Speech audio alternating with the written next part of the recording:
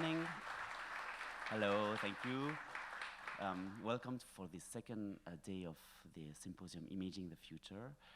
This is a very special day called Ahead of the Game. We like this title. And we are very happy to bring back video games, gaming to Nifff, because we think it's very connected to cinema, very connected to storytelling. And the community of Nifff, the people who come to see the film as well, are a lot of gamers, and they are really interested in all the diversification of what can do a video game and connected to film and everything. So it's really something that we wanted to bring back, and it's the first step today. And we have this day is going to be divided in 3 parts. The first part is motion and emotion, because yes, video games can be emotional as well. So for this panel, we're going to have Broken Rules, the studio Broken Rules from Austria, and Okomotiv, a very huge and famous studio from Zurich, yes, but that's a fact. And the second one is going to be environmental storytelling, so the way of storytelling with the environment, very interesting as well. Another facet of the video, of the gaming, with white paper games. Peter Bottomley was supposed to be here, and there was a problem with his trip, so he's going to be unfortunately online, but still, it's good to be able to connect with him. And Naraven Games, also a very good studio from Switzerland, so we were very happy to have the Swiss industry here with us. And the third section of the day is going to be the art of self-improvement. So it's very important in gaming to be able to get better and better and better. So I wish I could attend this one, because I tried a lot to do the Nifff game. You know, we have a game called Nifff for speed, and I'm always stuck to a level. So I'd like to be able to improve myself, but I have other things to do, unfortunately. So yeah. So we're gonna be with Soclap for this one from France, and Digital Kingdom from Switzerland as well. So thank you so much for being here. Thank you to our guests for being here today. And a special thanks to David Javet, who's going to do the moderation for the whole day. Thank you, David. And shout out to... Yes, David. Shout out to James Berkler-Lewis, my colleague, who curated, co-organized the symposium, and it's a very good job. Thank you very much. So have a nice day. And I hope to see you maybe at the festival in a screening room as well. I don't know. Who knows? So I'll see you soon. Thank you very much.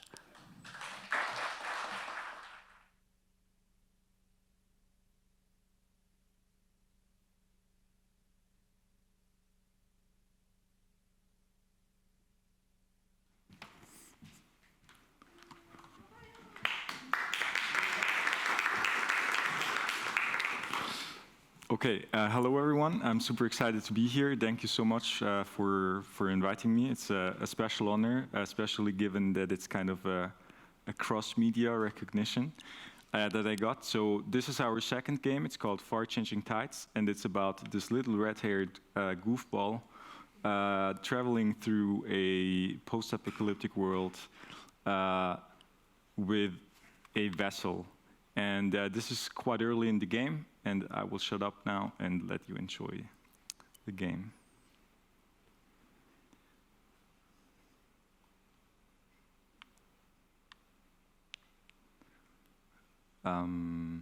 Is it possible that we do not have sound?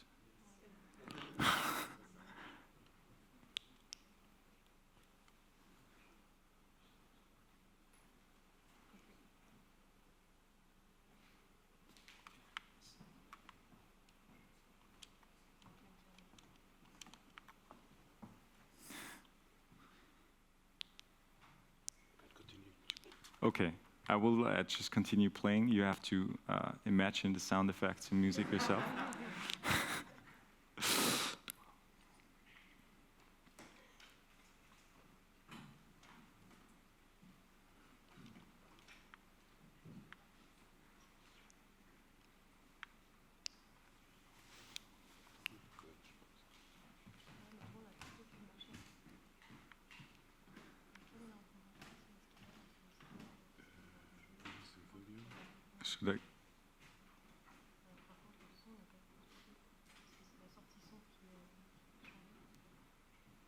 Should I quickly... Oh. No, sound is enabled. Should I do the sounds a cappella? No, sorry. I'm not talented enough for this.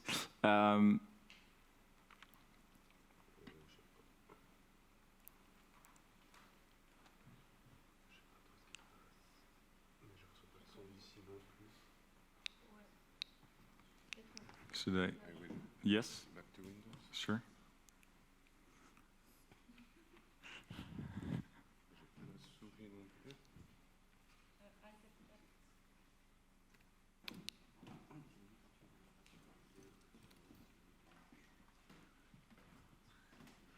It's so mean. It doesn't really matter how well you prepare. When the real thing happens, something always goes wrong.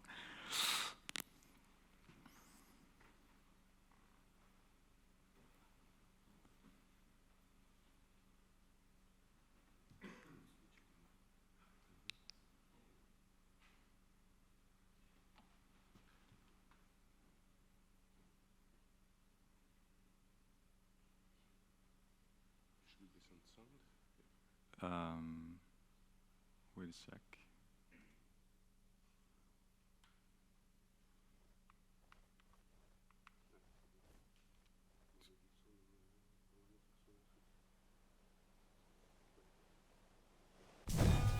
Nice. Thank you so much for fixing this. Okay, super cool. So now we have audio and everything. Let's try again.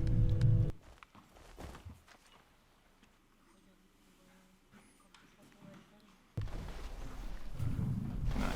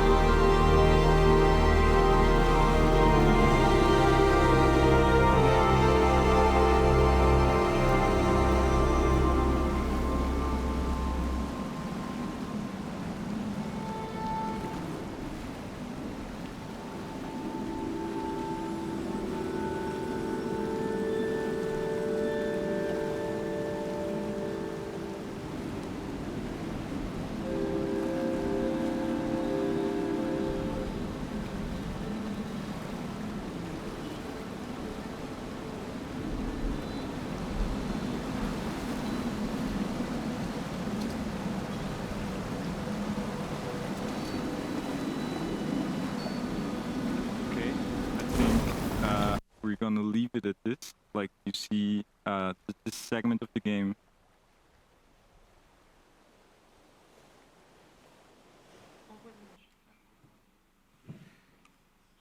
Everything okay? You want to switch to the presentation? Oh, thanks a lot.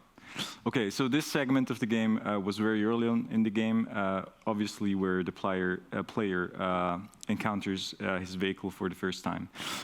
My talk is going to be about meaning in games. I will first give you a short overview of why I think I was invited to have this presentation, and why actually, other than in film, having an emotional statement or meaning in a game is still considered something extraordinary. And then I will kind of delve into a little bit how we approach the very early phases of the game and the overall development process and our stance on game design in general. So yeah, you heard that already. There's forlorn sales, forlorn sales and for changing tides. So games, a medium with puberty. It's a relatively new and novel medium, and we're still very much exploring the capabilities of it and the technical advancements that have taken place in the last 100 years or so are definitely propelling like our abilities to convey meaningful stories. So in the beginning there was nothing, and then the game was born. And our first historic traces of games are reaching back into ancient Egypt, approximately 1,300 before the year 0. And they were tic-tac-toe-like games. And they didn't really have a very meaningful story or emotional statement that came along with them, but they were most certainly able to make you feel a great feeling of joy when winning and the worst kind of misery when losing. And a little bit later, approximately 2,000 years later, all over the world, this is not something that is specific to Viking culture, but this is King's Tafel, a Nordic game, which is similar to chess, with a square board with square fields on them, and you have figures that you can move. And by inventing this game, the game designers of the King's board created something extraordinary, because they introduced a layer of narrative information, a setting, which the game resolves around, that kind of creates an amazing intersection of game mechanics or rules, we call these ludus, and narrative. And they created ludonarrative coherence, because we now have a set of rules that enables two people to compete against each other in a game that very much is about war. It's not yet about the human misery that comes with war, but it's at least about this conflict, and two players can engage together feeling like they have a conflict. Maybe they can draw references to wars that took place between two famous kings or realms, or their clan and the neighboring clan that had a conflict. And this reference creates a sense of meaningfulness for them, maybe in the game, that was not present or is not present in tic-tac-toe. And ludonarrative coherence, still to this day, is kind of like the thing that everybody tries to achieve in their game. And many games, even AAA games, to this day still struggle to do this. A little bit later, pinball is invented. And pinball is kind of amazing, because now all of a sudden you don't have to have two players anymore to play the games. The first pinball machines were actually developed already in the 18th century with the help of like mechanical springs and stuff, without any electricity. But they were fun enough for player to engage in and get a sense of flow from them. A little bit later, after the invention of electricity, we started making pinball machines that or referencing films. For example, there's most certainly Star Wars pinball machines. So there also is a narrative layer, but the narrative layer is not intersecting with the gameplay at all. It's just a setting that visually attracts the players to play on these arcade machines, of course for monetary reasons. But it's not something that creates an experience that is greater than just the attraction itself. In '72, Pong was invented. It's like probably referenced as the first ever digital game that was mainstream available to players. Before that, some guys at NASA and in the aviation were playing around with radars and stuff to develop their own games, but Pong was kind of the first mainstreamly available game. And due to technical limitations, the narrative information of the game is very limited. There's only a very minimal amount of image and sound to work with. So again, here we have narration in the setting that it's kind of a tennis kind of thing, and it was also advertised as such, but the game itself does not contain a lot of narrative information. Then in the next step, Pac-Man in the 80s was a huge success all over the world, and actually had a story. Pac-Man is, of course, trying to rescue his wife, his damsel in distress. A very famous narrative over all of humanity. And the game is about collecting yellow things on a field and not trying to get eaten by ghosts. But again, the gameplay has some overlap. Like there certainly is some Ludo narrative coherence there, but the overall statement of or the emotion is still, again, this kind of damsel in distress cliche, which is not the most amazing or interesting story we've ever heard. Now, in recent years, actually, games have become a lot more emotional. Games like Life is Strange, Firewatcher, Valiant Hearts tell great stories about the First World War, or a coming-of-age story of a young girl in a kind of mysterious setting, or Firewatch, a story about a guy who lost his wife to an illness that spent his summer in a Firewatch tower somewhere in North America, and encounters mysterious things that then open up this whole range of emotions you go through as you play the game. And they're amazing games, but they're very much using dialogue and narrative structures to drive forward their narrative. And next to this kind of branch of games, there was also other developments.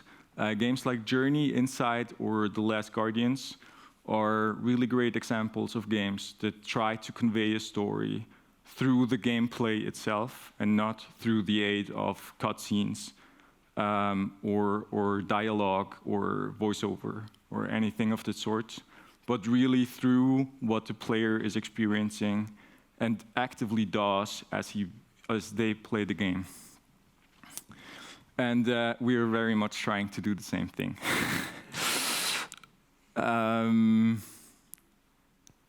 Okay, so experience as a starting point for game design. So we talked about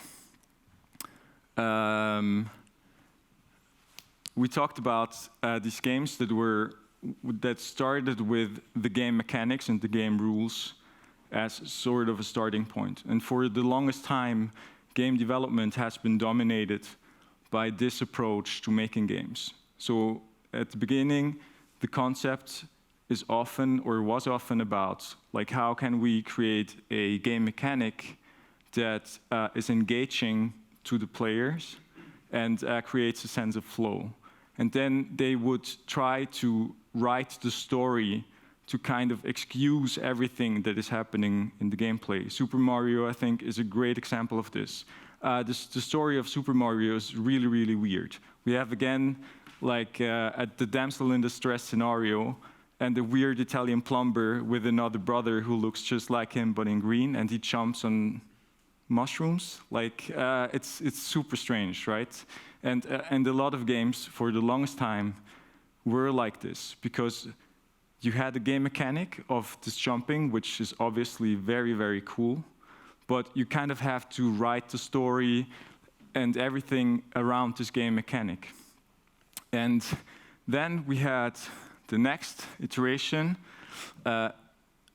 Again, like you have to invent this stuff, like the ludonarrative coherence is created by just bending the narrative, the visuals and the sound to excuse the game mechanics. But there's also this new development in games where we try to look, where we come up with the narrative first and then try to kind of resolve everything around the narrative. And like I said, Firewatch or Life is Strange are great examples of this. They really do tell amazing stories. And they also use the medium of games in a way that film never can, by making the story multilinear. So they actually do use the medium of games in a really great way. Backfirewall by Norwin, by the way, also does this. But we follow a different approach. We think about the experience that we try to convey first. And the reason we do this is because we believe, for one, we're not very great at narration. We're not writers, but we can very much think about the stories that emotionally touch us, that we grew up with or heard along our lives, or the experiences we make ourselves, and we can try to translate them into game mechanics and stories. Yes. So for far games, I told in the beginning that Far Changing Tides was about this boy in this post-apocalyptic world, but really what the far games are about are road trips. And the very beginning of the ideation of Far was this idea of just like you and your vehicle against the world. And everything else we did was kind of then just derived from that. So if you think about the road trip, there's like this great feeling when you're just driving into the sunset. Or maybe at some point your tire breaks and you have to find a replacement. Maybe you don't have a replacement with you, so you have to be creative. Maybe you have to temporarily leave your vehicle behind to find a tire elsewhere and come back to it and hope that your vehicle has not been stolen. And you can think of all these moments in this road trip kind of scenario, and then think about how you translate this into game mechanics instead of coming from the other side of, okay, we have a game with vehicles, so it's probably going to be a racing game. Exactly. We do the same for our world building, where we think about, okay, like what are interesting scenarios on this road trip, and what kind of world would allow us to place as many of the special moments without becoming, like without breaking the suspension of disbelief. Essentially, it's about this. We want to create a world where the player can immerse themselves in without breaking suspension of disbelief. And again, we think about like what this world would look like. In the second part, we decided, like we made a first game where you basically drive along a dried out seabed, and for the second part, we wanted to answer like, okay, why is the seabed dried out? So the second game is all underwater. It's a different setting because we also wanted to enable players to experience something new. But again, like we were always looking at the game from this experience angle and tried to resolve and derive the other aspects of the game, such as how is the game supposed to look like? How is the gameplay supposed to look like from this experience-based point of view? This allows us to think about, okay, how how is it supposed to feel to be in this vehicle? The vehicle in the second part was supposed to be like this huge sleeping iron giant that you travel along with, and which is different from the vehicle in the first game, which is supposed to be more of a companion and a friend. This was supposed to be a mysterious vehicle that you learn more about as you travel with it. We could also think about the game mechanics, such as, again, like using the wind to really feel the sensation of blowing along, but also mechanic of an oven, which we felt was really cool and unique. But again, we were looking at it from the experience of like how would it feel to ride a vehicle that is half a train and half a ship. And again, to sum up my presentation, we do this because we feel it's a very easy way, especially for teams where maybe there's no really strong writer present, to create holistic experiences with a very strong ludonarrative coherence. Thank you very much for listening to my presentation. I think we will leave the questions and inputs for the panel afterwards, and I wish you a lot of fun with the presentation of Felix now.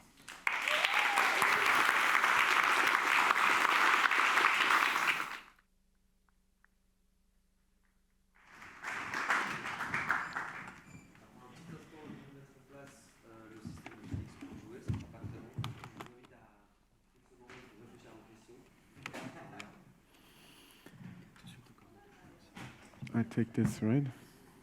Yeah.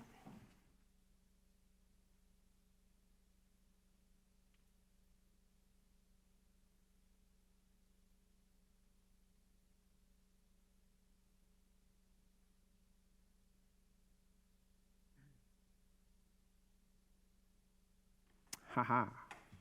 Oh, and my microphone is on as well already. Hello, I'm Felix. Hello. I can see some of you. Nice to have you here. Are we ready?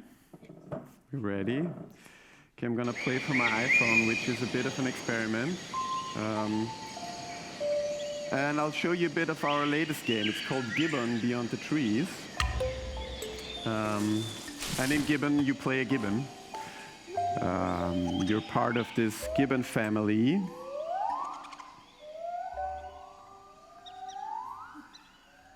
Somewhere in Southeast Asia.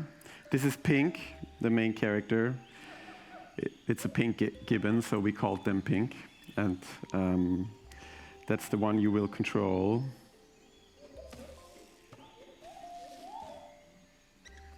And then there's also Lilac, your baby sibling, and Yellow, your gibbon parent.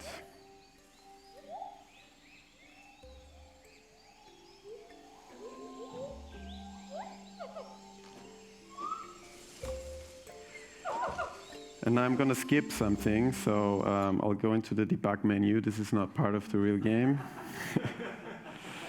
And show you a little bit of what happened. Oh no. Of course, technical difficulties as always, right? How it looks while playing. So we'll skip the tutorial basically. In Gibbon, your main input is pressing one button or one finger on the screen. And whenever you have your finger on the screen or when you press the button, the gibbon will interact with the world. Mainly they will swing.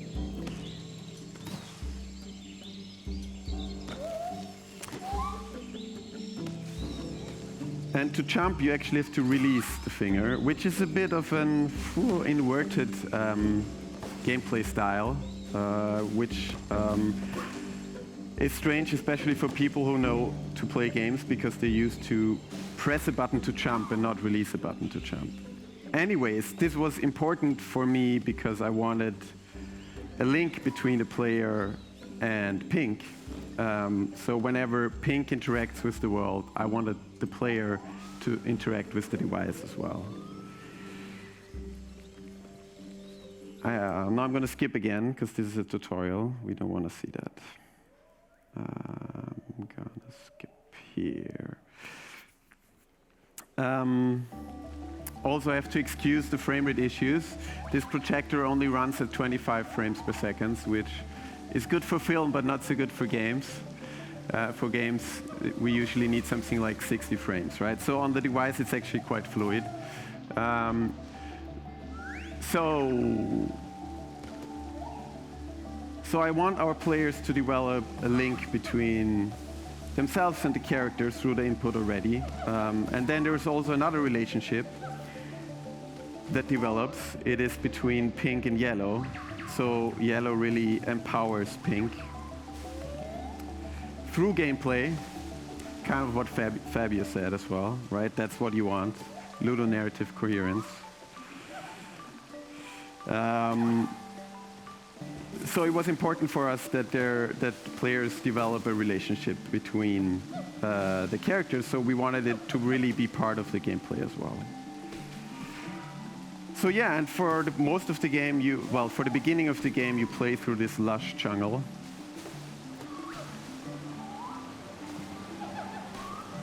Beautiful nature.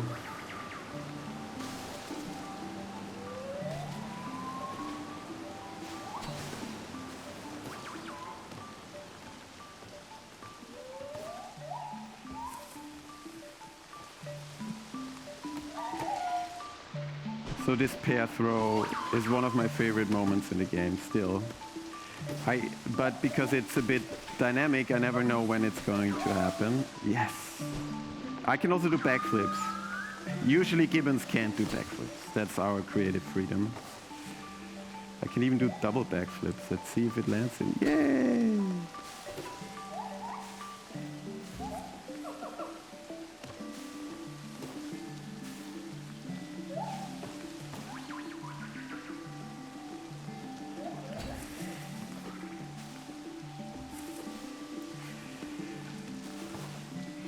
But not all is right in the jungle. At some point, after learning to love the movement of Gibbons, which was one of the core inspirations for our game, and learning to love the beautiful jungle and nature, you see plumes of smoke rising in the background,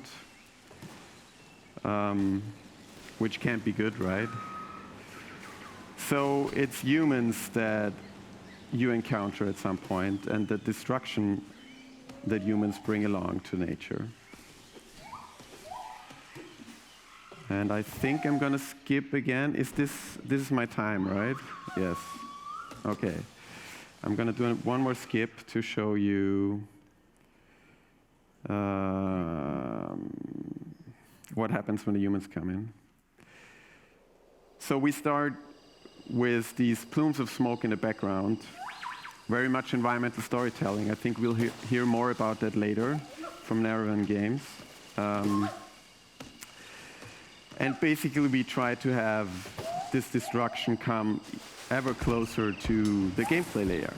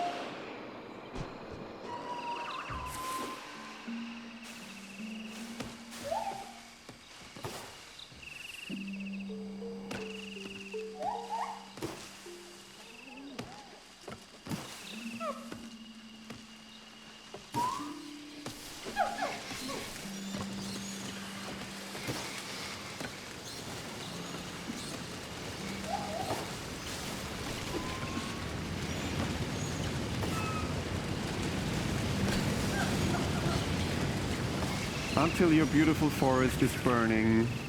That's how most rainforests get destroyed nowadays, right? It's not so much logging anymore because we humans don't need the wood as much as we need the land to grow crops and do mining and all that stuff.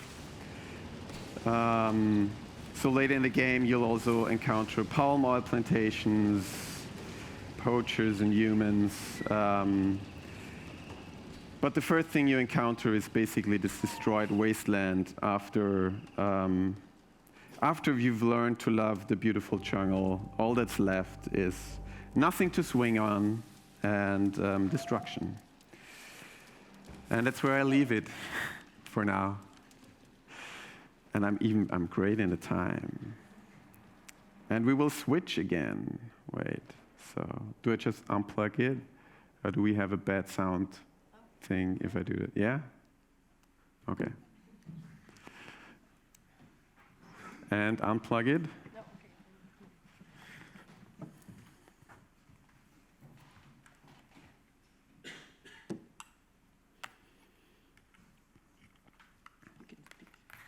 I can speak, yeah, if I know what to say.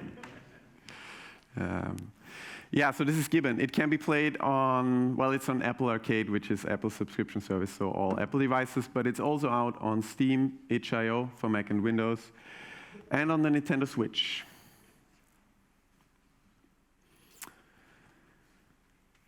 Commercial break over.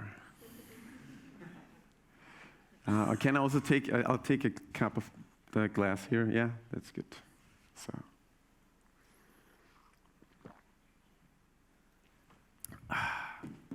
I think I don't need sound in my presentation, actually. So, empathy and emotional progression in our games. What a mouthful. So yeah, I'm Felix. I'm game director of Old Man's Journey and Gibbon, which you just saw. I'm also CEO of a company called Broken Rules, whatever CEO means, right? But it's an independent studio that we established in 2009, so that's quite some time already. And we're these 5 people. And our stated goal on the website is that we want to create games that, well, you can't read it, right? Well, you can, actually. It's so huge, great. That lingers in your mind long after you've stopped playing, after you put down the controller or your device. So we do want to start thought processes. But today we're talking about emotions, right? So yes, ideally, we don't only start thought processes, but we also elicit emotion in our players. And touch the heart, and we managed to do that sometimes. We even got a tweet of someone photographing him while crying after playing our game. Bit of a crazy thing to do, right? But great for a presentation. Yeah, so we do want to touch the heart of our players. So today I want to talk about 2 techniques that we use. I see that something with the font happened, and there's a bit of a layout problem, but you can read it. I think that's fine. So yeah, 2 techniques we use. One is that kind of a realization that I think that there's a deep link between players and characters, and that's created through empathy. And the other is something we call the emotional progression curve, which sounds more fancy than it actually is. But I'll talk more about this later. So, empathy, I'm going to use this word a lot today. I'm sorry if I overuse it. But I believe that every player feels empathy towards the main character, and maybe some additional characters, and maybe even the world. I mean, sometimes I see the world as its own character in games. And that this feeling of empathy creates this special connection between players and the game, and that this is something that's unique to our medium.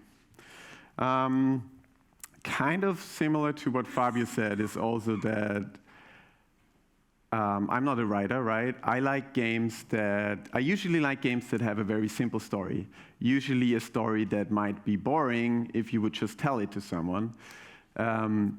Or use it in another medium, but if you put it into a game, everything clicks and works together. This is ICO, or ECO, by Gen Studios, Fumito Uemeda. We already saw The Last Guardian in Fabio's thing. Ico is the first game they made, and it was very influential to me. And it's a very simple story. There's this boy with horns. He gets put into this castle, probably as a sacrifice. He escapes. He meets a mysterious girl called Yorda, and they try to escape this castle. And then there's the stepmother or mother, the bad queen, that wants to keep the girl, so they fight their minions. And yeah, eventually they escape, right? It's kind of a fairy tale story, but if you play it, the whole experience feels very deep and poignant, and it's because games are more than just a story. It's just because you play the game, it creates a very different experience. So if you haven't played Ico, I'm not sure how well it has aged, but I think it's still a great game that you can play. At least in my memory, but it's been a long time ago. So these simple stories become alive because you're controlling this main proponent. In Ico, one of the main key game mechanics that got me is that you can always hold hands with Yorda. You have to hold the button as long as they are holding hands, kind of like as you hold the button for Gibbon, so they swing and interact with the world. So I'm still influenced by the same games. So very big ludonarrative coherence in this game, for sure. So players have this special place in their hearts for the main character. They perceive them differently. They have a positive bias towards them because they're playing them, because they're controlling them. And players have certain expectations. They expect their actions to do good on the world, right? And all of this because they feel empathy towards the main characters. And we as game developers can use this to different means. This is one of our older games from 2014, Secrets of Raticon. In this, we use this knowledge to, wow, I said surprise. We actually used it to affront players, I would say. In Secrets of Raticon, you play this bird person, and you fly around this beautiful, lush world. I'm not the artist. That's why I always call my games beautiful. I think I can do that, as I'm not the artist. But something feels wrong. You encounter these machines, strange machines, human presence. There's also animals in cages at some point, which I'm going to skip because time is running out. Oh yeah, big machines with animals in cages. So players expect that they will do good to this world and that they're the hero and that they will keep this wilderness alive. But at the end, players will notice that they've been actually destroying the world by following the game's rules, by doing what we told them to do, and that at some point we even lead them to kill all these animals in cages instead of freeing them. And then you power on this machine, strange machine, to create some form of energy. So this is the ending of the game. I'm just spoiling you everything, but it's okay, because it's an old game. And in the end, you play Pong. You will see it. So it was kind of an artsy thing. I'd say this is our most avant-garde game, in a sense, whatever you might call it. It was definitely very edgy, and it was off-putting to a lot of players, shocking, because it so much didn't do what they were expected to do. Yeah. Pong again. How often will we see Pong today in the day of games? A lot of times, probably. So we've learned from this experience, from Secrets of Raticon, and we're now trying to use this positive bias that players have towards the character to positive effects rather than negative effects, as we did in Raticon. And in Old Man's Journey, also, again, a very simple story. It's about an old man who has a passion for sailing, but it could be anything. He has this individual fulfillment, but he also has a family, and that clashes, right? Family and creative fulfillment for the old man clashes, and he leaves his family behind. when he returns, his family has left him already to live the life without him, so he ends up as this old man on the cliff. And that's where the game starts. So again, a simple story. We've tested this story by showing it to strangers as a storyboard, something like this. 12 pictures, no, it's more. I can't calculate now, count, sorry. But anyway, so most people's reaction when showing them the storyboard was, well, this old man is an asshole. He is kind of, well, he does, at least he definitely does a bad decision for him, and he regrets it. So that's true, but some older ones also were more understandable of the old man. Understandable that life, sometimes there's multiple things that are important for you, and you have to make hard decisions sometimes. And that's what we wanted to tell through the game, because so this is my 4 co-founders and me when we were still young, but over time we all became fathers and got our families, so we personally had this struggle of wanting to be there for our families, but also still wanting to be there for our games. So broken rules in our games were almost kind of like our 4th kid. I have 3 kids, so kind of like my 4th kid. So this was really a personal struggle that we wanted to tell, and we wanted our players to understand this. And we've seen that by just telling the story, people are kind of judgmental to the old man and very easy to put him off as an asshole. But just telling the story, that didn't work. But by playing, I think we achieved more understanding for him. And that's because players have this positive bias towards the main character. At the beginning, you control the character and the landscape, and you move through this beautiful kind of Mediterranean lands. So we've already seen this, right? So we really try to build and strengthen this empathy and the sympathy of the players towards the old man in the beginning, building up positive emotions, so that at the moment when we show them the bad decisions of the old man and the moments of regret, they've already built up sympathy and empathy towards him. So they are more understanding and try to be not as judgmental, which was our goal for the story. We kind of do the same with Gibbon, Beyond the Trees. As you've already seen Gibbon, because I just showed you. So while the initial inspiration was this flow of movement and putting that into a game and giving our players the experience of this beautiful agility, we learned about the destruction of the habitat of the jungle, so we wanted to make that a second core theme. So we wanted to raise awareness for the plight of gibbons, right? And we do it again by building up empathy towards the main character, towards Pink, and also towards Yellow, so that they really feel this plight that these creatures experience in real life for themselves. And as you've seen before, there's this, in the beginning, the world is really beautiful, and people learn to love this world and feel how nice it is to move through all these high trees, and also to move along with with Yellow, the other gibbon guardian. So they bond and build this relationship.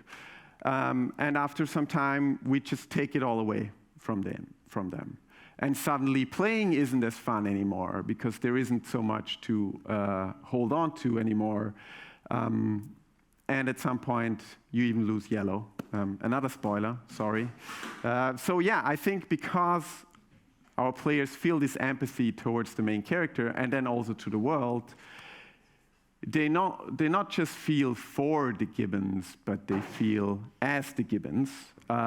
So I think they understand it more directly, maybe more on a subconscious level, what it means that these forests are being destroyed for our own gain, right? So, yes, 2 minutes, haha, okay.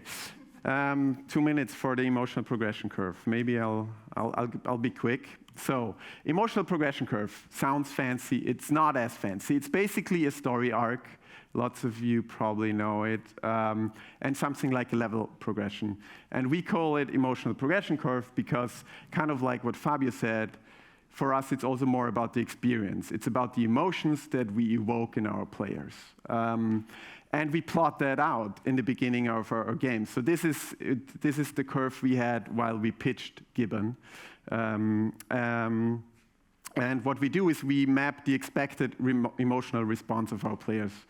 No, actually what we do is we map the emotional response our main character feels while experiencing the story. But because of the link through empathy that there is between the players and the character, we think that this is also very likely the emotional response our players will feel while progressing through the game. And it's a simple graph, right? This is the curve for Old Man's Journey. And it basically, there's on the y-axis, there's positive emotional response and negative emotional response. So we simplify it because it's easier to map. And at some point, for Old Man's Journey, we also added an additional adjectives to kind of go more into detail what we want our players to feel. And on the x-axis is just the progression of the game. You can measure that any way. We measure it in levels because that was fitting for our games. It's also not something we invented. I've seen it the first time from that game company. This is the emotional curve of Flower, not a game of that game company. We've seen Journey in Fabio's presentation. Flower is an older game.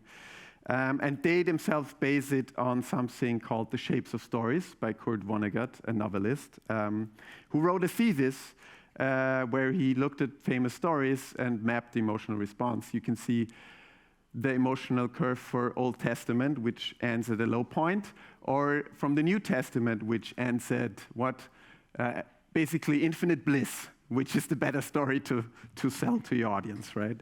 It's the same as Cinderella. So yeah, Shape of Stories is really great. Kurt Vonnegut, you can look it up. And again, this is our emotional progression of Old Man's Journey. And what we really did is we had prototype for our puzzles. And then we prototyped them and tested and saw what the emotional response was. So we put our puzzles where it was fitting for the emotional response, because gameplay is a very important aspect of games. So yeah, this is the emotional progression curve of Gibbon, and it changes during development, right?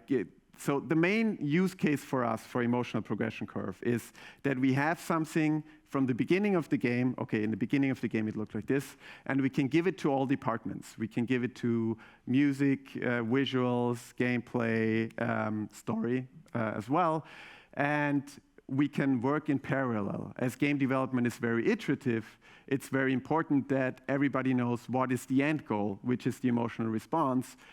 And we can give this to our composer, and they can already prepare tracks for all the game, even though we don't have any gameplay yet of these parts. But because game development is iterative, the curve also changed during the development. I think the overall shape stayed the same, but in detail, it did change quite a lot. And we also added like moods, music, and color scripts to it, so there's a lot of information you can put in there. But yeah, my time is already over, so let's finish this quickly. To sum it all up, we believe that there is a deep connection between players and the main character, or the world of any game, and that is created through the empathy players feel towards it. And we as game developers should use that knowledge. Better for the positive than the negative effects, I'd say.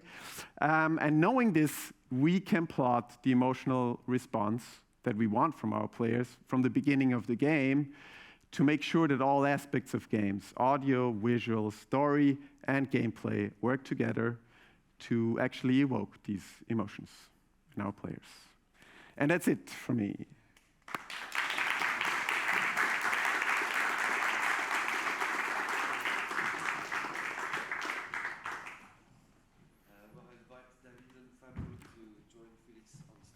Mm-hmm. Headset off.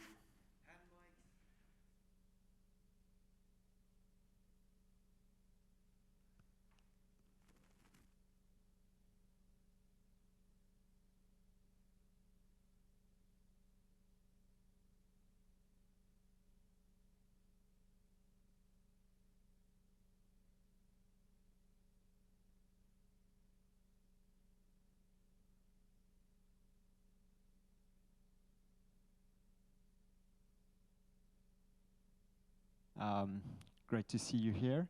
I'm David Javet. I'll be moderating this panel and also taking your questions as much as possible. I want to open the floor for questions to our beautiful panel.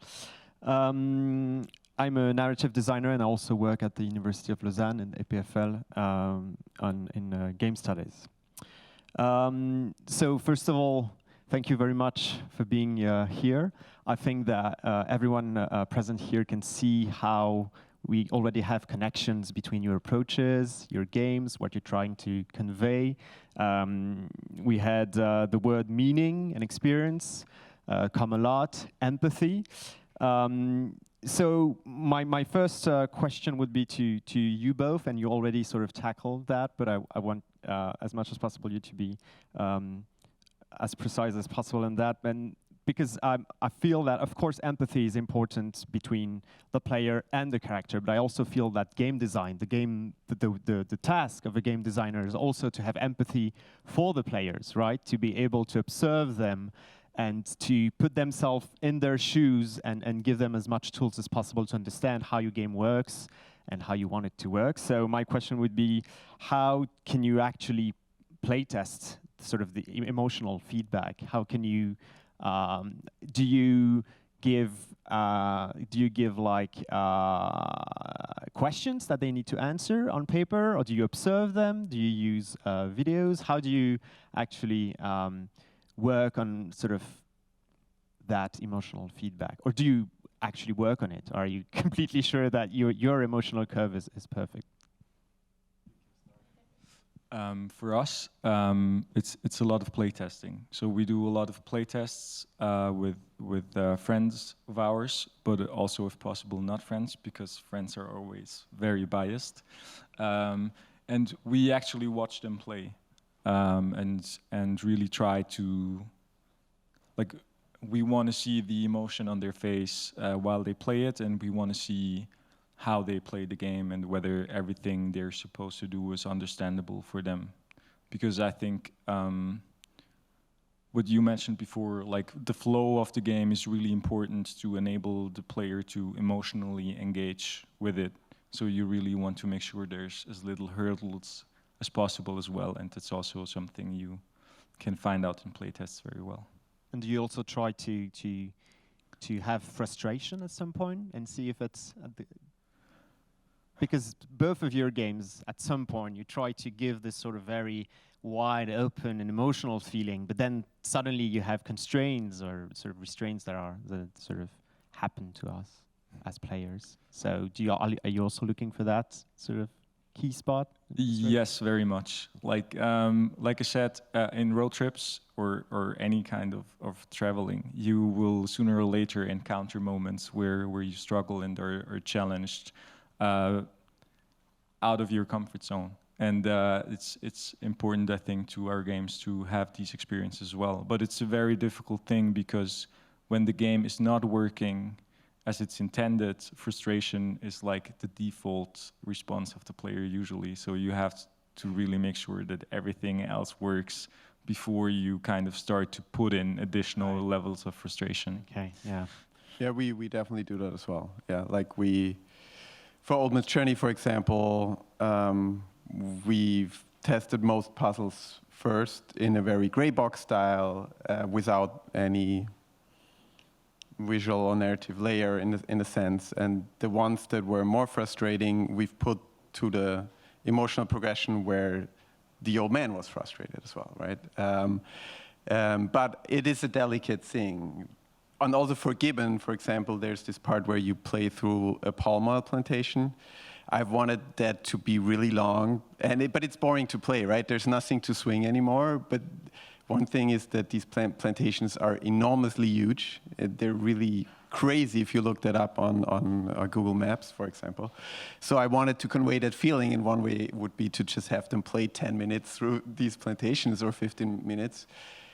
But we shortened it then. And I think it's still strong enough. It still conveys this, so the frustration in that point of it being actually boring conveys the right feeling that it's really sad that there's no jungle anymore, but there's plantation now. And do you also like observe players, or are you? Oh yeah, we do. Yeah, I'm a big fan of playtesting by watching people. We usually don't have questionnaires. I mean, we do talk a little bit with the players afterwards, but more for their comfort than for our gain, I'd say. I think it's important as a game designer to watch the reaction of the players, because once they start thinking about it and giving you, well, it's not their job to solve the problems, right? It's their job is to show where the problems are, and it's our job as game designers and developers to figure out why that's the case. And maybe it's good, or maybe it's bad. Yeah. Okay. So you're more focused about how they react and at what specific point they react. Yeah, exactly, and where they struggle, where they get stuck, things like that. Yeah. And at that moment, do you have these emotional curves on the side, or are you sort of looking at them, or do you have them like memorized? I have them in my head. They're so simple. They're usually, they're a big part. I kind of know what we're testing. And yeah, and for Old Man's Journey, like this story test was something specific. We've only done it for Old Man's Journey, the thing I mentioned with the storyboard. We haven't done it for Gibbon, for example, because it wasn't also the point. But for Old Man's Journey, it was really about finding out how people would react to that story if it wouldn't be in a game, and if there's something we can change. Because this precondition that the old man is an asshole was always something I was kind of worried about, that maybe we can never turn this around in a game. So that's why we tested it. All right. And also to proceed, we asked both studios to give us, to share with us some of their work material, because we also do believe that it's very interesting to have these spots like the Nifff to also show what they are working with, so concept arts and visuals, as much as possible to showcase like animations, movements. To give you also a feel of what we are working with. And on that, in the same subject, I kind of feel that both your games sort of have to balance between moments of beauty and moments of darkness. I mean, as we saw, I mean, in a way, the far verse or the far world, both Far Lone Sails and Far Changing Time are about.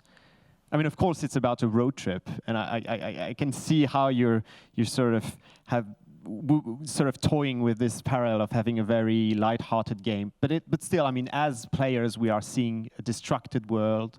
Also, the moment you decided to showcase your game it sort of ended with complete destruction of a forest with water completely on top of that. So especially with now situation, these are very impactful sort of images. And in Gibbon, it kind of feels that it is a world in destruction, in the process of being destroyed. As a player, we are sort of moving toward the destruction. Of course, it's the world of the Gibbons. But so I had a question about if you had like little techniques you use, be it like working on colors or working on music or sort of visual designs. Do you use like special shapes to differentiate between both these moments, of beauty and these moments of darkness? Especially maybe Fabio, who works on sound design. I think that Far did you did a very impressive job with that, right? Yes, for us, like music is obviously very early on a subject. If you try to evoke emotion in someone, it works in film and it does so in games as well. And for us, it's like you mentioned, like as soon as you have like your suspension curve or your emotional journey planned out, we also start to talk to our composer Joel, who did an amazing job with the music in the game. And we really try, and we work a lot and intensely with music, also very dynamically, because we think that giving the player the power to change the music, which evokes a lot of emotion, makes them feel like they are driving the emotion themselves, and it's not just something that's like forced on them. So when you say the player change the music, you mean that when they do something specific, like raise the sail, then the music changes? Exactly. So we work a lot with this. For example, when you stop or have to stop the ship because you're running out of fuel, the music will change to kind of reflect on of the change in your velocity, which is kind of the main motivation in our games. So there's no conscious changing of music track, but the action of players will change the music, and players get to. They understand this connection as well. They learn it. Yes. So it's not something that is everywhere in the game. But for example, when you unlock the engine of the ship the first time, there's a track which like specifically reacts to all the gameplay steps the players have to go through. To drive forward, and if they fail somewhere along this way, the music changes. And we use this, of course, to trigger a stronger emotional response, but also to explain our game mechanics, because we don't work with any or almost no text or like overlays that explain them. So we try to use music as much as possible to. Yeah, we kind of do the same as well. We also have almost no text. Almost Journey really has no text in it, not even in the menu. Yeah, because we also don't have any good writer on the team. Yeah, it's more about the experience. But anyway, I think a lot of for us, a lot of it is planned, like colors, totally shapes. Like red is the color of the destruction, for example, in our game. Like we have this color. This is also kind of a color script already, where we see some of that. So great. whenever humans come in, there's these reddish tones coming in, and we've put this even to our progression curve, and music for sure is planned like this. So it's really all about getting all aspects to work together, and then the sum of its parts is bigger than what's the proverb? The whole is bigger than the parts. The whole is the response is bigger than the sum of its parts, or something like that. Yes, yes, that's what we try to achieve, and I think it usually works well in games. Yeah, yeah, and I mean, all of these work together. At least for me in Gibbon, it kind of feels that. I mean, maybe you heard that, but the singing is a very important part of the game, right? All the time you can hear. Yellow, I think it's yellow, and maybe there. And pink, yeah. That's a very good point.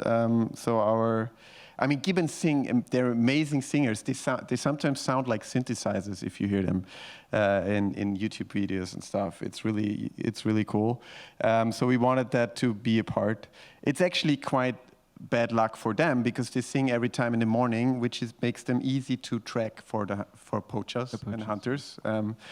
But they do it as it's a social thing for them, right? It's very important, and that's what we tried to get into the game. And yes, the voices change over the course and react to whatever happens, of course. Yeah, in the beginning, it's very joyful, right, and then it's more devastated. Yeah, right. It feels like a sort of sound of despair, or especially when it connects to a landscape that is completely destroyed. Suddenly, the meaning of the singing sort of shifts and change. And I think it's also a very interesting feature of the game, because at a lot of time you sort of lose the tracks of yellow because you're moving towards the branches, but the sound is always there to remind you that you're not alone in the jungle. Yeah, you hear the leaves rustling behind you. You know they're coming back, which is great. Yeah, we work together with the Viennese sound team, Wobbler Sound. I'll make a quick commercial for them because they were really great. Wobbler Sound, if you ever need sound design externally. So on that topic, I was wondering, hearing your talk, how do you actually end up in pre-production making a game about Gibbon? Is it?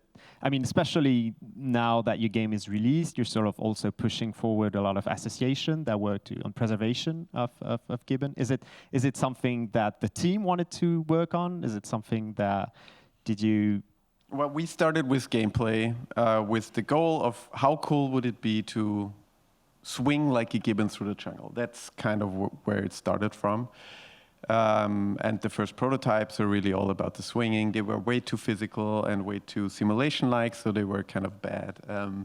But then we started focusing on it and learned more about gibbons. And when we learned that their habitat is being actively destroyed, we just couldn't do a pure escapism game. Endless runner in a beautiful jungle with coins and pickups, maybe bananas. No. So that's when we realized we really had to bring that in. So we started talking to NGOs who work with gibbons in Thailand and about rainforest deforestation in Borneo. And we learned a lot from them. We also changed some of the parts.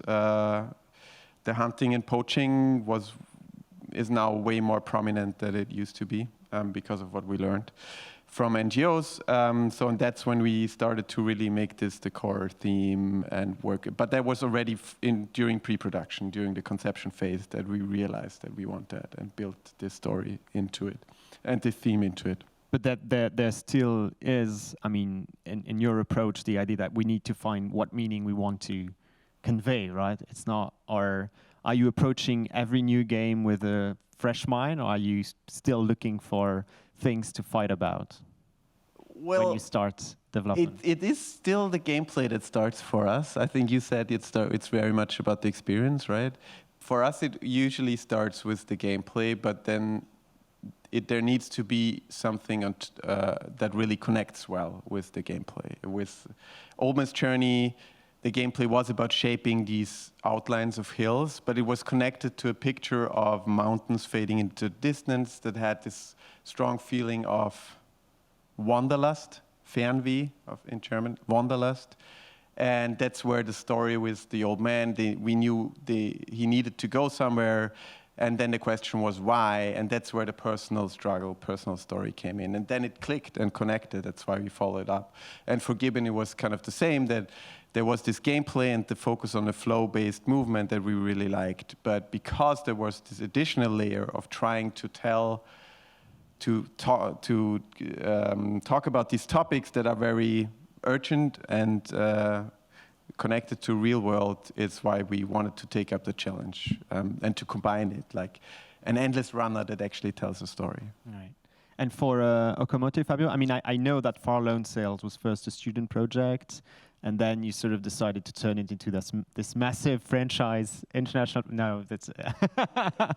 but then you decided to do a second one, right? To continue to open on this world, and I won't spoil the ending, but there's something there about what you're trying also to convey via both games, right? So I was wondering if, with the current situation and the changes, did you actually sort of, as a team, sort of decide to strengthen the meaning of the game, or what you were trying to convey via this experience, to be deeper or more darker, or yeah, to? I think actually the overall tone of the game got a little bit lighter than we originally planned, because we after testing. Not after testing, but I think it had a lot to do with us, like, all working from home, kind of struggling with the whole situation. That we actually lightened it up a bit, yes, because it was just, yeah, it was depressing enough. But the meaningfulness, I mean, it depends of what part of the meaningfulness statement you're talking about. Right, because often in Far, like, people, I mean, it's the apocalypse you travel through is kind of climate related. So that's often something that pops up. Like, is it about climate change? And of course, it's an important, like, I'm not going to say our game is not political, because I think obviously it's very influenced by climate change being a topic all the time, but it's actually not what drives us to make the game. For us, it's more about the meaning of like personal relationships and connection and loneliness. It's really more about this. Which is something that could be linked to climate change, right? Absolutely, yes. Right. Every game is political. Like, we as game developers, there is always a meaning in what you do in the game. So I think you can't be political in a game. So you better talk about something that is important to yourself. in your game design and your game. Right. And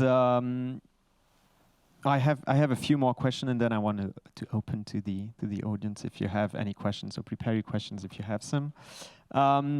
There's also, I think, it feels like there's also something in both your games that is also about designing with, I mean, you're requiring the player minimal inputs from the players, right? In the sense that, in the muscular sense of things, like you're not asking the player to know a lot of different buttons, to press them in different combination, and it feels like Gibbon, it's more about timing, right? And Far is more about micromanagement. So where the inputs are the same, the button you press is pretty much the same, but you need to know where to press it on the ship.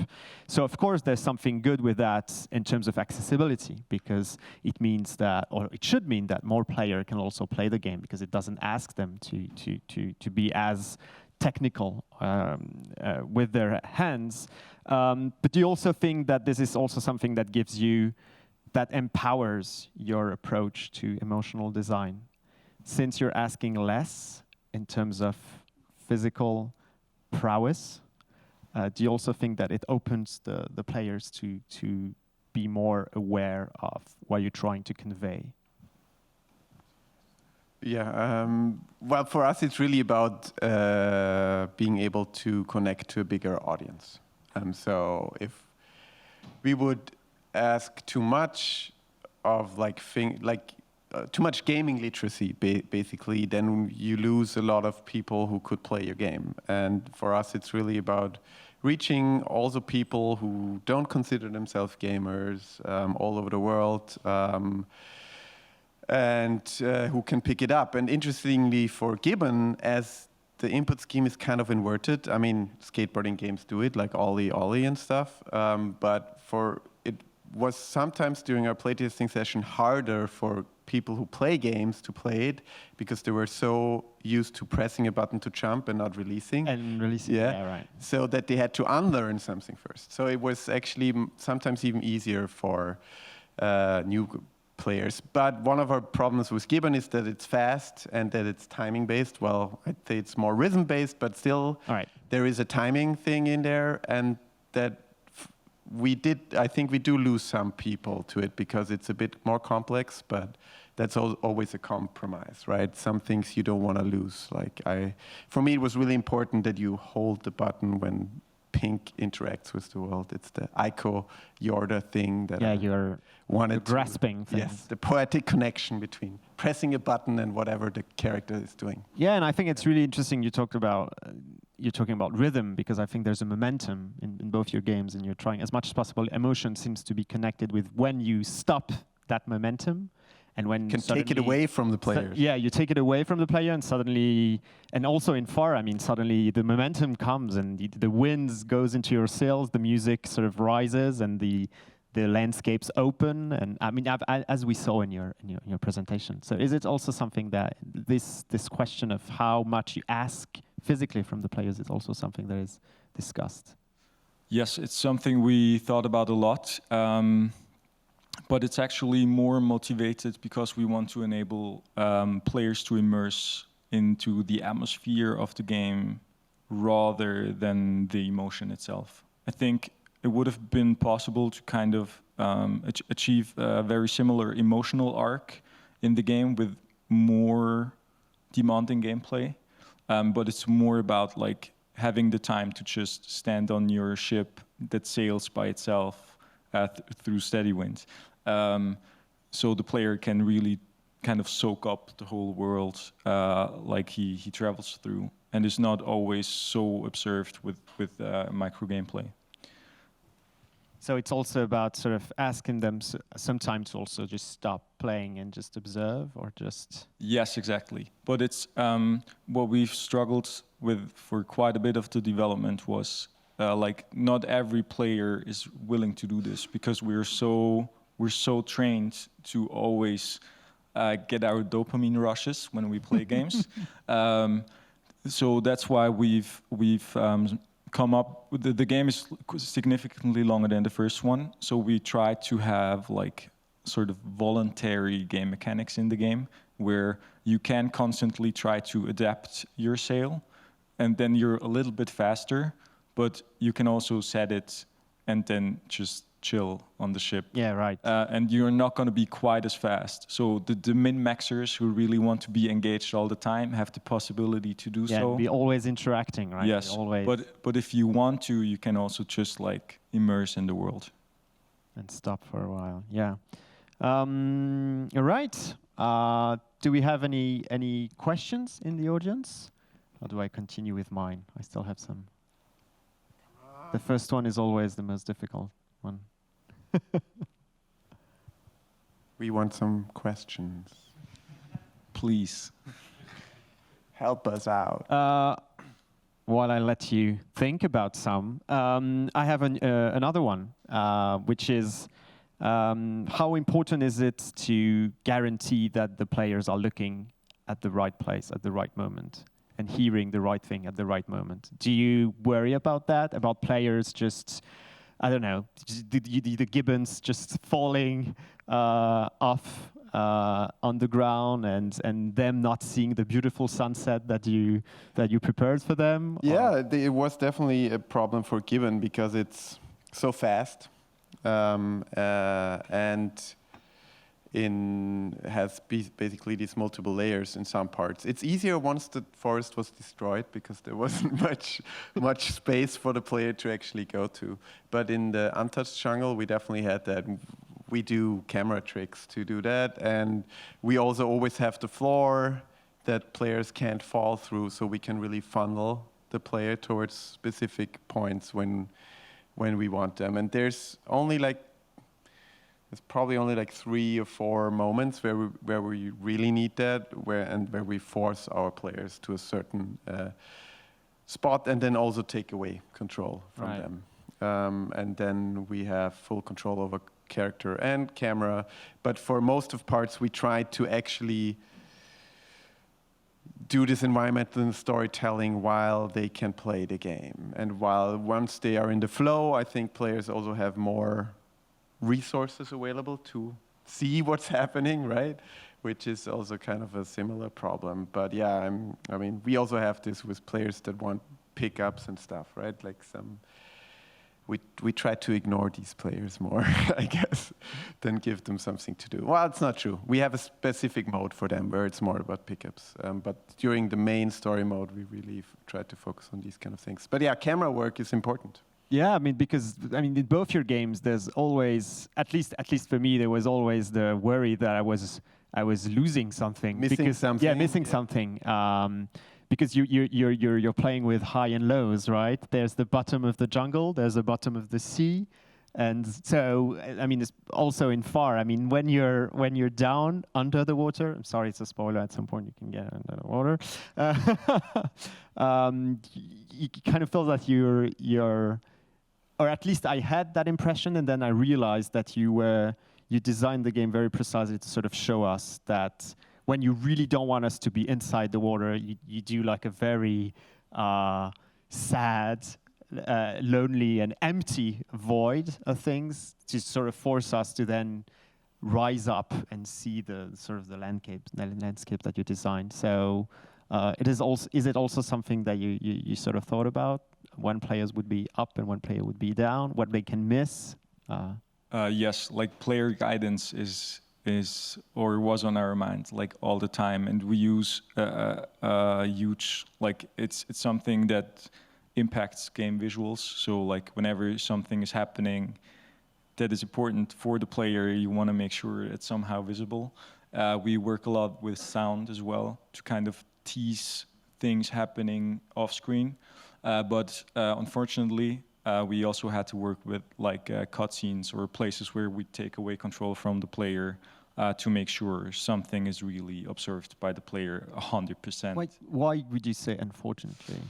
Because we want to tell our stories in gameplay. Exactly. Yes. It's kind of like having to take away player control. Like the powerful thing about games is that you can put the player into the shoes of the protagonist, and you can make them feel the things themselves. And every time I feel you have to take away player control, you're actually diverting from that dogma and use actually tricks or ways of storytelling of linear media. And so whenever possible, we try to avoid this because we feel like when we have the power to make it feel like the player is really doing it themselves, it's more direct and more powerful if you can solve it that way. I 100% agree. And you notice that during playtesting is that once players know they're not playing anymore, they kind of enter this passive mode. It clicks, like it goes like this. It's like, okay, now I'm just watching. And I think something is being lost there. Like some part of this important connection is being lost. And you have some games that would toy on that, that would sort of make us feel that we're still in a cinematic, but then we have to press a button so that for something to happen and sort of suddenly brings you back in. Yeah, but I mean, both your games, at least it feels that way for me, have to deal with the paradox of presenting their world in a 2D view, 2D space. So there's some sort of linearity to the experience, but then you're using majestic landscapes and sort of huge spaces that would sort of want us to explore them. So there's some sort of I want to hear about that. Is it like a conscious choice from the very beginning to be in 2D, to be in this sort of forced 2D view? I mean, I know that your assets are in 3D, but is it easier for you to design in that way? Or because in a sense, it sort of gives the impression that you are, by moving towards the left side of the screen, by sort of, you are also forcing the tragedy to happen. I mean, especially in Gibbon, at some point, I wanted to stop moving forward because suddenly I realized that as I was moving forward, I was actually unraveling the tragedy of these animals. So is it a conscious choice from the very beginning to be in 2D, or is it something? Well, for Gibbon, it definitely was. Yeah, it was always about this movement from left to right. And in the beginning, we didn't want to stop at all during the whole story, just at the end. We are now stopping at 2 or 3 points, like stop the camera. Even in the cutscenes, we try to always have this flow of movement. Like even if Pink is not moving, they're moving on a truck or something, so the camera always moves. So that was a very conscious decision, and it's a bit, there might be a bit of a ludonarrative dissonance, yes, thank you, because there are moments where you would just want Pink to stop. And you can't. But in that sense, I think, as it's a game, like in a movie it would be strange, but as it's a game, it's again something that is players are more used to, so I think we can also do it. And it was really about moving into the strategy and giving also this feeling of not being able to really change something about it, because it's such a big global problem that's happening there that you as an individual almost don't have much choice. You just have to run with it and deal with the consequences while you're in it. And 2D, yes, I think it makes a lot of things easier. Player guidance, for example, right? And all of this. So if I can avoid 3D gameplay for as long as possible, if it's not really needed. And I think a lot of times it's not really needed. Mario Galaxy is great that it's 3D, but I don't know that many more games, actually. No, and there are more. But still, I think a lot of stuff you can do in 2D and you don't have to watch to switch to 3D, and it makes a lot of stuff easier for smaller teams, even though the assets are 3D. Our world is 3D as well, but, well, you just play in 2D, yeah. Right. Yes, I think it's a very, very conscious decision, and I totally agree. Like, you free up so many resources to actually tell the stories you want to tell by not having to cover all the edge cases of a 3D game. Like making a solid camera for a 3D game is so much harder than for 2D and so forth. So it really enables you to invest the resources that you have to create the strongest possible emotional responses in players. Thank you. Questions? You can ask us anything. Thank you. I just have a question about, because you said that you're not writers, but you are actually storytellers. And in storytelling, we said, like in the movie industry, we say show, don't tell. And those games are the perfect example that showing and not telling works. But do you sometimes struggle with the fact that, I cannot show it, how can I tell it? So do you struggle sometimes, and you want to go the easy way with put like writing stuff, and then he goes in this door and blah blah blah, and then you can continue because you struggle not resolving the whole story point on this part? Yes, it's something that we struggled with quite a bit.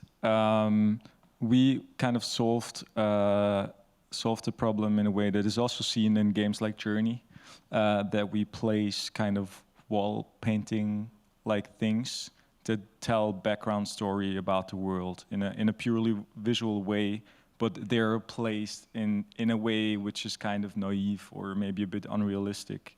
But it still enabled us to tell the players more without having to place these things in the game as much, especially when they were like more complex stories or explanations. But this is kind of a place where we compromised and didn't just use the environment to tell things to the players. We try to avoid it by simplifying our stories, basically. Of course, that means a lot of subtlety is missed, or ambiguity maybe, and stuff like this. For example, for Old Man's Journey, a big question was like, how do we deal with a lot of subtleties in the relationship between him and his wife or his ex-wife, and how do we tell things that he's always a bit of a reckless guy, but he's still loving and caring and things like that. So we basically try to simplify it even more, that it's more understandable. And then we also try to use tropes and stereotypes. In Old Man's Journey, we always knew that the old man needs some kind of passion, something he needs for individual fulfillment, but we never knew what it was. And at some point, we worked together with another Austrian visual storytelling team. They usually work in advertisements and stuff like that. They're called Salon Alpine. And they proposed that he's a sailor because the calling of the sea is such a cliche that you don't need to tell anything anymore. You just need to show someone looking out the sea, seeing a sailing boat, and you know that, oh, the sea is calling him, right? So we try to use these kind of things to work around these issues, and if we can't, we just try to simplify the story. So I guess this also means that the kind of stories we can tell will, in this way, will be more simple than others. I think that's something you have to accept as well, right? Yeah. I do have a question also. Yesterday we had another conference. It was like an artistic director from Unity, and he was telling us about the high quality details things he was making, and in the end he said like, but I just don't play those kind of games. I just play indie games in the end. So I was wondering, like, do you play those kind of games, and which ones will you be inspiration for you or references? So I have 3 kids, so I don't play much anymore, which is also one point why I make short games, because I think it's respectful of our audience's time to kind of like make short games that still give you a meaningful experience, basically. So I actually played 2 little games. I definitely want to play Elden Ring, for example, but I've never started. But I heard it's such a great game that it's not short. I can. Yeah, it's not short. But I feel like I should play it because I should know it. But yeah, I mean, I do. I played The Last Guardian and things like that, and Firewatch, obviously. But these are all old games. What did I play recently? I don't play big games, no. I played Breath of the Wild recently, but that's also like 2 or 3 years ago. Maybe you have better answer. Like one of the last comparable games I played was Gris. Yeah, I played that as well, but yeah. You But played it recently? I played it like 2 weeks ago. Yeah. From Nomada Studio, yeah. Yes, which is also So beautiful. beautifully made, absolutely. But I mean, there's not a lot of games coming out that I think are really comparable or have a very similar approach. Like I've played Inside only after we finished Far Alone Sales, because I knew it was really good, and I know it would stress me out really badly if I would set this as a standard for myself after having played Limbo.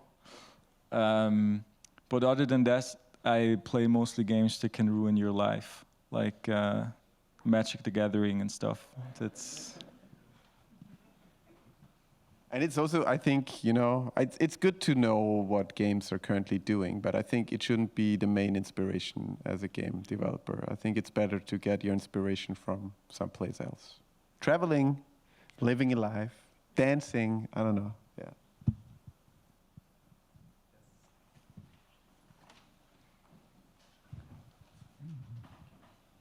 Great talk, thank you very much.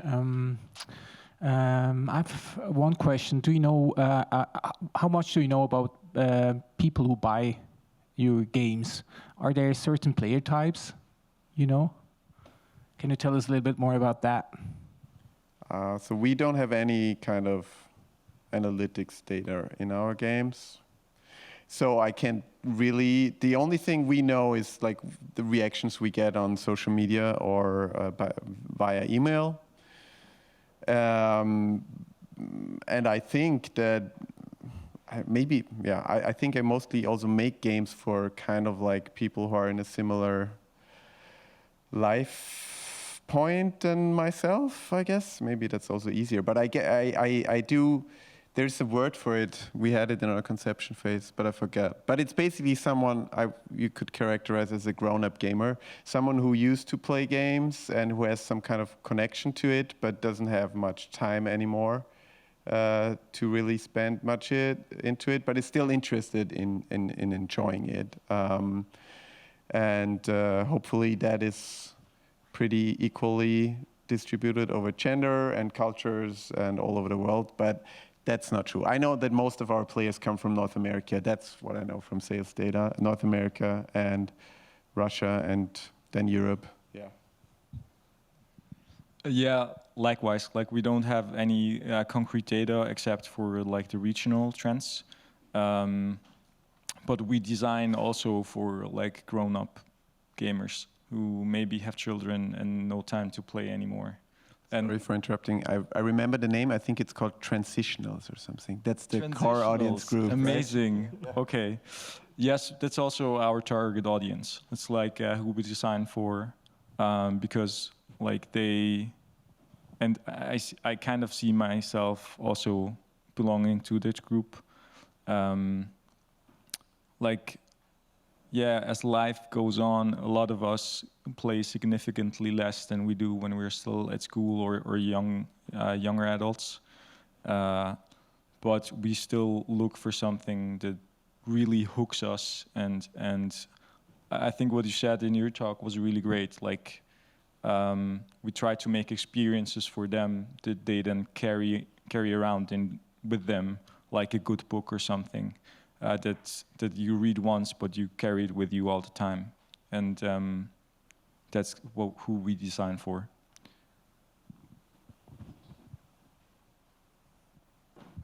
Yes.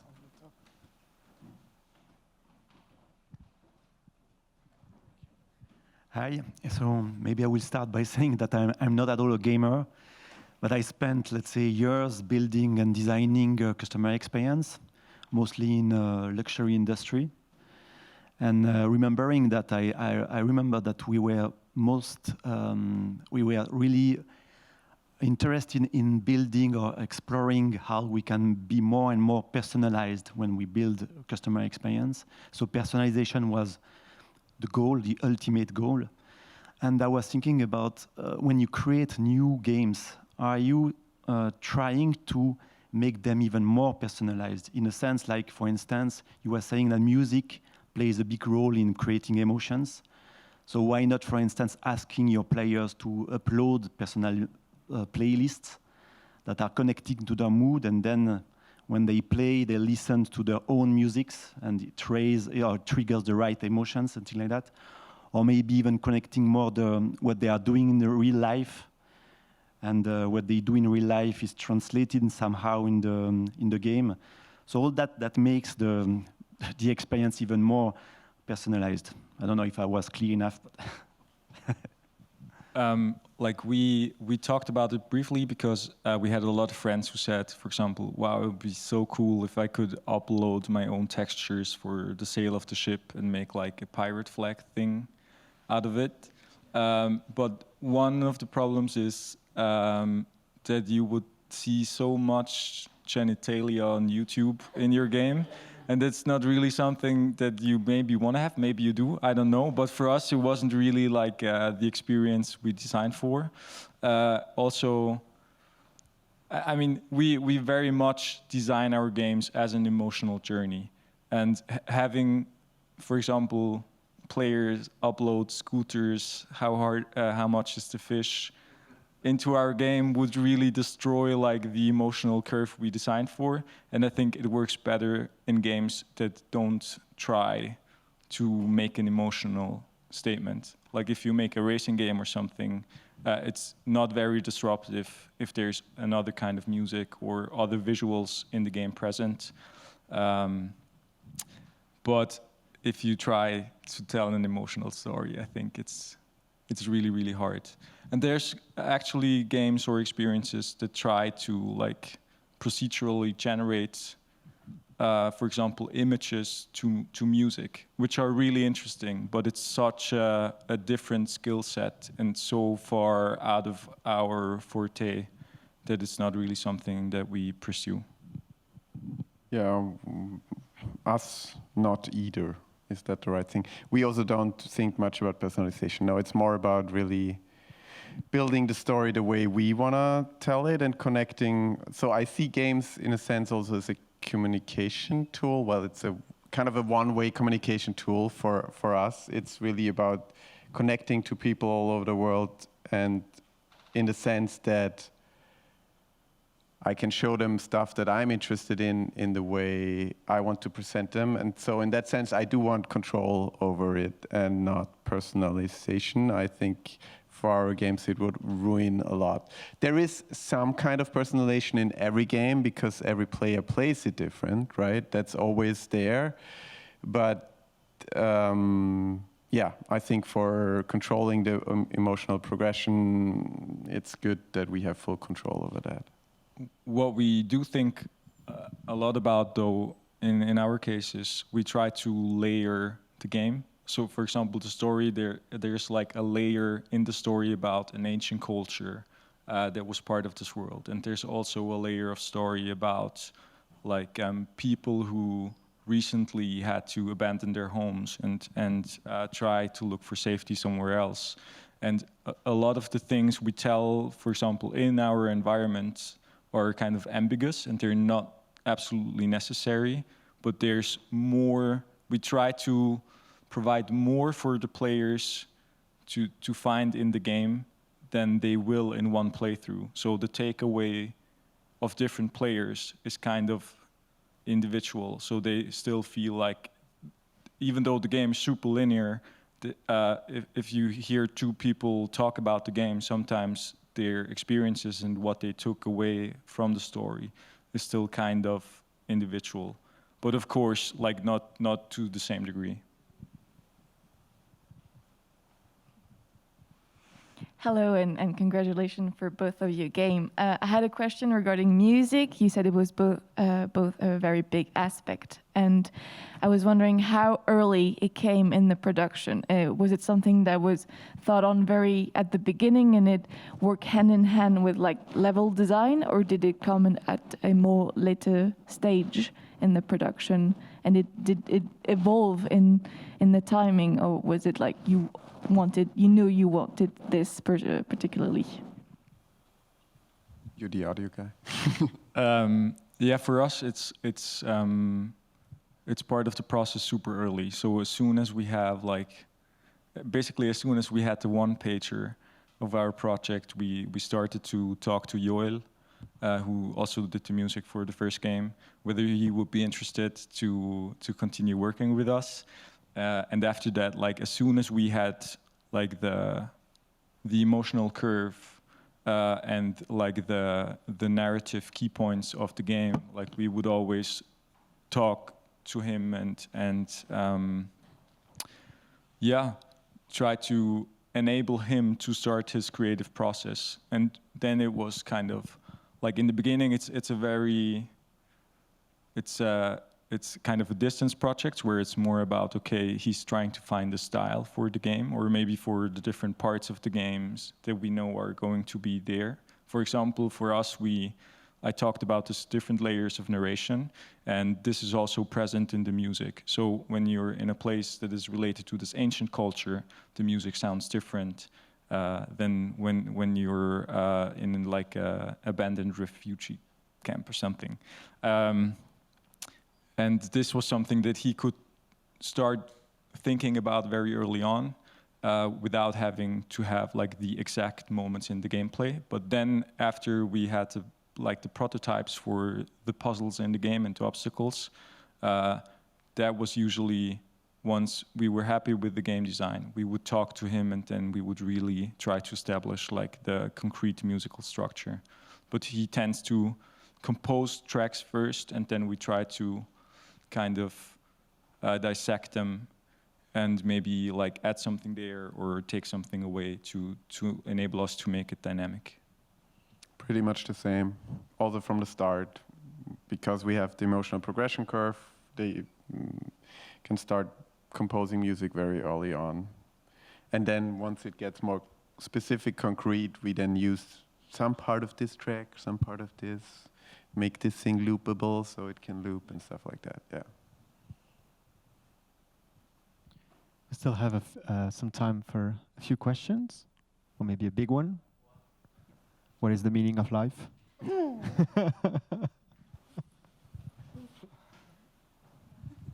Good food. Yes. It seems a great game. I was gaming earlier quite a lot, as you mentioned. Now the time is not so much available. I have a question. Is there a specific reason that you have quit the collaboration with Mixed Vision? You did the first game I have seen with Mixed Vision, and the second one alone. Is there a specific reason? Not really. It's really not that we there were no arguments. There's no bad blood between Mixed Vision and us, and we still work together with them for Farallon sales and everything. We just checked all our options that were available to us, and we just picked the one which seemed to objectively be the best one. And that's why we ended up working with Frontier for the second game. Mixed Vision was the publisher of the first game. Yes, Mixed Vision was the publisher for the first game, and Frontier published the second one. Yes. I have a final question, maybe a more general one. Now that you've both finished your games, where do you see this specific language that is the language of game design and video games going from now on? Where would you hope it would go? Or it could also be where how do you feel about the direction that the game industry is actually taking? Okay, so from a business standpoint, I feel we're a bit at a. I'm worried. I don't really know what the future will bring. I think the last years have shown a big consolidation of the big players' power over the market and over how we reach consumers. So Gibbon was made for Apple Arcade, which is a subscription service, which was great for us because they funded most of the development, and it was the biggest game we could ever make. But obviously what these big players do is that they build up their audience, their subscriber space, and for that they need new content and experimental content and interesting products, right? For their portfolio, they build up a portfolio. But then they don't need it as much anymore once they're a big player. So then we as developers have lost our contact to our audience, basically, the direct contact. And we're now, I feel like we're more just content producers for the big companies, and we're very much at the whim of them. I know studios that now pitch great examples to Apple for Arcade. It would be a great fit, but well, now they're very picky and they just want you to pitch more and more, and they just pick whatever you want. And it's the same for all the subscription things. So I'm a bit worried about, like, when we started in 2007, I think that was my first connection with the indie scene. We still thought we can sell to consumers directly through our websites. That was the big dream, get rid of the middleman and just sell directly to the audience. I think we're far away from that right now. What I heard is that this is kind of a normal, I don't know, market way, business thing, consolidation or something. So the hope is that somewhere there might be a new platform opening up, something like digital distribution was in 2007, where suddenly the big players aren't yet there and there's interest for experimental, smaller studios and smaller games. It's also like the production costs have risen, right? Like, it's crazy. Like, I mean, yeah, like to get noticed in the indie development scene, there you have to put a lot of work and money into it. And even though the tools are getting better, if I compare it to back to 2007 when we started, it was good enough to be a student game and people were interested in it. Now it's really not anymore. Are you talking about the marketing tools or the production? No, I was actually talking about the production tools, right. But then now it's also the marketing and the PR. Yeah, it's right. All kind of connected. It's all, everything has become bigger. So yeah, I'm kind of, I don't know what our next project, for example, will be. Like, I think, like, from a game design standpoint, games are going in the right direction. There's a lot of interesting stuff happening. From the way we think about emotional design, narrative design, topics, interesting topics, right? And because there's so many tools, a lot of people that usually couldn't create games before can do it now, which is also great. But from a market business standpoint, I'm quite worried that I don't know how we will reach the audience, how these studios will reach the audience, and how will they do it independently? Like, I don't know if I can call myself independent anymore if I get funded by Apple for Apple Arcade. Right. Yeah. Yeah, like the biggest visible change that kind of can be predicted right now is, I guess, like streaming, as you mentioned, and it's also something that worries me a bit because it, like, your business model has a huge impact of what kind of game makes sense to make, right? And if developers get paid by time played, for example, it makes much more sense to have like an endless procedural game, right, yeah. Which therefore will be less of a meaningful handcrafted experience because per playtime, this is like the most inefficient way you can produce a game. But then again, I also see, like, on Netflix, there's a lot of series which are very entertaining to watch, but like there's not a lot there sometimes. But then again, you also see still films produced today which are very, very deep and very meaningful, and really have a high level of quality. And I really, really hope that this is also going to be the case for games, that there's still going to be a niche where you can create kind of this narrative, emotional experiences, and don't have to change gears towards a more Skinner box kind of game design. And I hope we can welcome these games at the Nifff next time. These future, or maybe your future games here at the Nifff. Thanks a lot, Fabio, Felix, for being here. Thanks for having us. It was a pleasure. It was really great, thanks. And thank you all for coming. We'll see maybe each other after the break for a panel about environmental storytelling, and then the art of self-improvement. So thanks a lot, and see you